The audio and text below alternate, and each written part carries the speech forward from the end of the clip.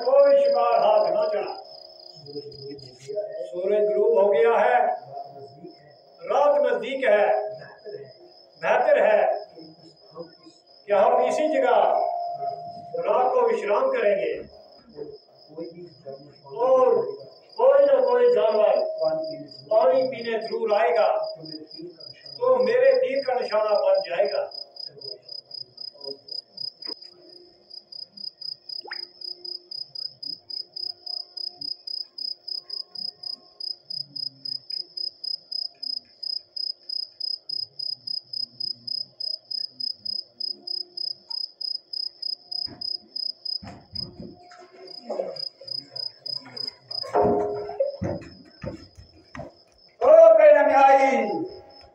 तो कौन है जिसने छुपकर चोट लगाई? है ये आवाज कहाँ से आई? कहीं धोखे में मेरे कोई क्लेश तो नहीं कर दिया?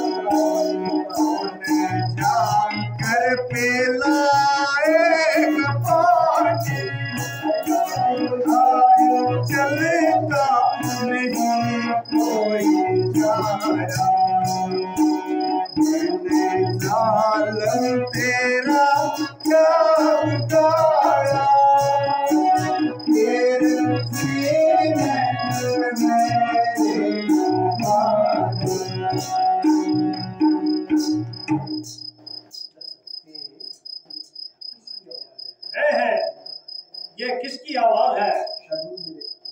क्या शर्वन मेरे बाण से जख्मी हो गया? हाँ महाराज, शर्वन मैं मुसीबत का मारा शर्वन। हाय हाय, मैं कितना बदकिस्मत हूँ, कितना अपराधी हूँ।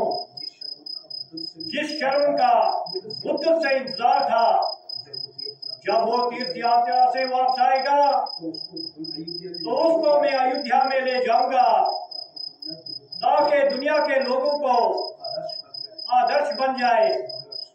मगर अफसोस, वही शर्वन आज मेरे हाथ का निशाना बन गया। शर्वन, मुझे माफ कर दो। है, अब तो बोला भी नहीं जाता। अब इस बात को छोड़ दो, जो होना था सो हो गया। इसमें ना आपका कसूर है, बल्कि अब ईश्वर को इसी तरह से मंजूर है। अब मेरी आखिरी घड़ी नजदीक आ रही है और जालिम मौत सर पे मंडरा रही है।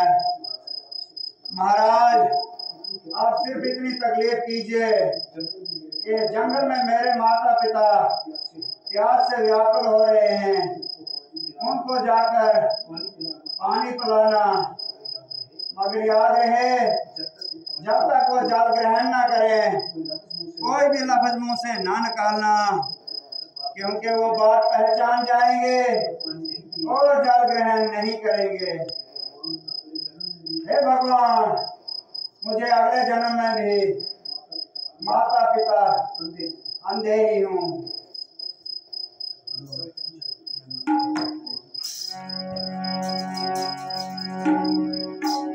चला मैं जग छोड़ के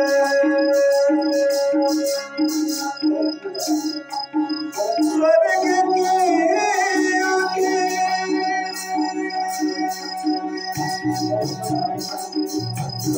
कौन बताएगा मेरे हाथ पिता।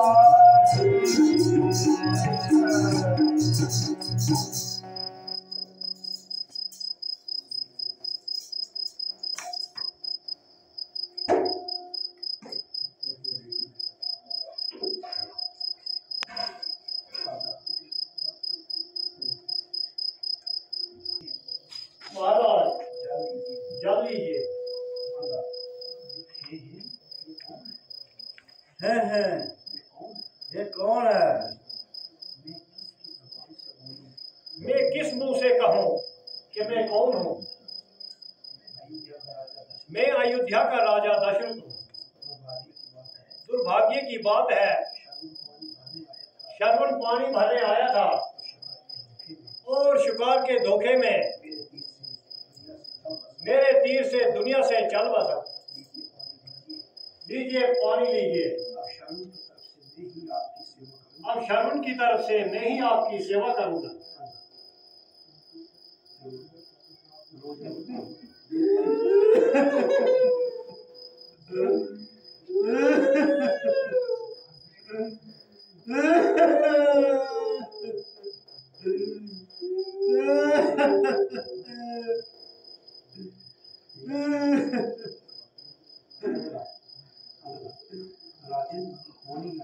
राजन, पानी अटल है, कोई बचता नहीं। इस काली रूपी तीर से लाख तदबीर करो, मगर चारा नहीं इस तकदीर से। मुझे माफ कर दीजिए। हम मरे हैं शर्म योग में, तुम मरोगे पुत्र योग में।